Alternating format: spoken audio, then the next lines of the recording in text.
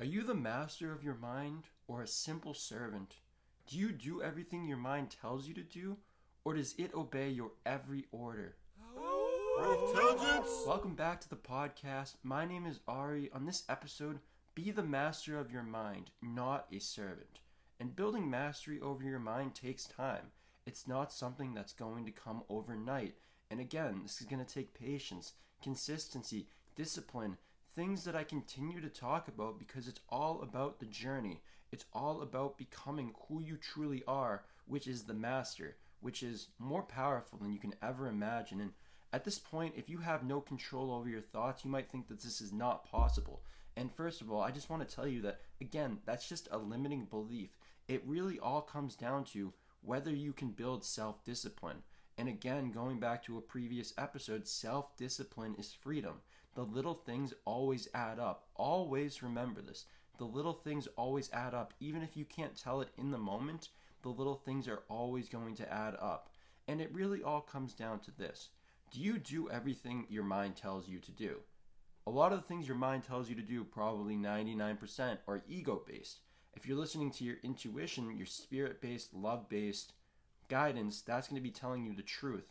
But your ego-based, negative, fear-based thinking is never going to be telling you the truth. It's going to be telling you lies. All it wants is to protect itself. So on the other hand, if you're the master of your mind does everything you tell it to do. So really, I just ask you to re-examine your relationship with your mind. And again, these aren't really things that people think about too much on a daily basis. These are things that I think about every day. I used to be a servant, a slave to my mind, imprisoned in really the matrix of my mind, which was just a mess. You could call it a garden, you could call it a prison, a house, anything that any metaphor that gives you the imagery. But over time, I learned to build mastery over my mind. And I don't know if it ever gets to a point where you're just the master and you don't have to keep working anymore because you want to keep building this mastery, keep building this discipline to the point where, as I share, one way I've attained mastery over my mind is through cold showers. Every time I turn the shower cold, your mind is telling you, no, no, no, we don't want to do this. And that's the ego that doesn't want to do this. And you go in there and you just relax and you realize that it's all fine and you realize that you just attained mastery a small way. And another way you could do it, again, the small things, through meditation, through making your bed. The small things really do add up. And who are you going to choose to listen to? Are you going to choose to listen to your mind, the ego, the fear-based, negative-based thinking? Are you going to choose to listen to your intuition, your gut, your heart, the love-based, truthful, not even thinking, the love-based, truthful guidance? Your intuition, your heart center, it's your divine inner guidance. But we're not always taught to look within, we're taught to look without, and we're never going to get the correct guidance for doing that. And another part that this has to do with just showing yourself more respect.